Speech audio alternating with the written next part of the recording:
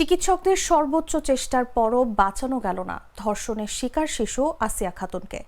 আজ দুপুর 1টায় রাজধানীর সম্মিলিত সামরিক হাসপাতালে চিকিৎসাধীন অবস্থায় শিশুটি শেষ নিঃশ্বাস ত্যাগ করে। শিশু আসিয়ার মৃত্যুতে তার এলাকায় শোকের ছায়া নেমে এসেছে। তার মৃত্যুর খবর নিজ গ্রামে পৌঁছালে কান্নায় ভেঙে পড়েন স্বজনরা। ওই বাড়িতে ছুটে আসেন প্রতিবেশীরা।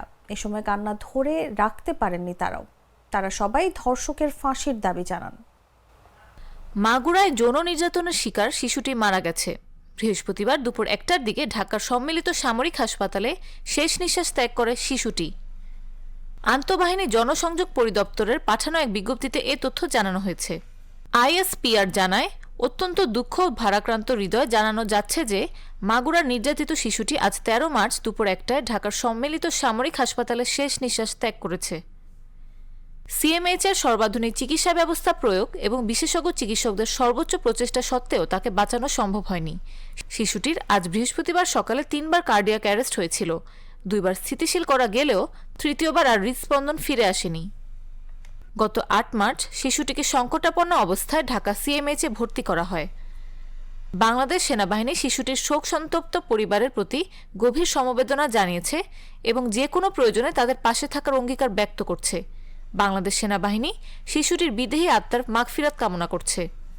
গত বৃহস্পতিবার মাগুরা শহরে বোনের বাড়ি বেড়াতে গিয়ে ধর্ষণের শিকার হয় ওই শিশুটি। পরের দিন তাকে মাগুরা 250 শয্যা বিশিষ্ট হাসপাতালে ভর্তি করা হয়। সেখানে অবস্থার অবনতি হলে ওই দিন দুপুরে উন্নত চিকিৎসার জন্য তাকে ফরিদপুর মেডিকেল কলেজ হাসপাতালে পাঠানো হয়। সেখান থেকে রাতে পাঠানো হয় ঢাকা মেডিকেল কলেজ হাসপাতালে। সংকটাপন্ন শিশুটিকে গত শনিবার সন্ধ্যায় ঢাকা মেডিকেল কলেজ হাসপাতালের পেডিয়াট্রিক ইনসেন্টিভ কেয়ার ইউনিট থেকে সম্মিলিত সামরিক হাসপাতালে স্থানান্তর করা হয়। পরদিন রোববার শিশুটিকে সিএমএইচে। আমার একটা স্মার্ট সিদ্ধান্তে 25% গ্যাসের খরচ কমেছে। ভাবছেন কিভাবে? সাধারণ গ্যাস স্টোভ বদলে আমি এনেছি আরএফএল গ্যাস স্টোভ। এর সাইন্টিফিক নজল ও ব্রাস বার্নার ক্যাপ সমানভাবে তাপ ছড়িয়ে রান্না করে দ্রুত।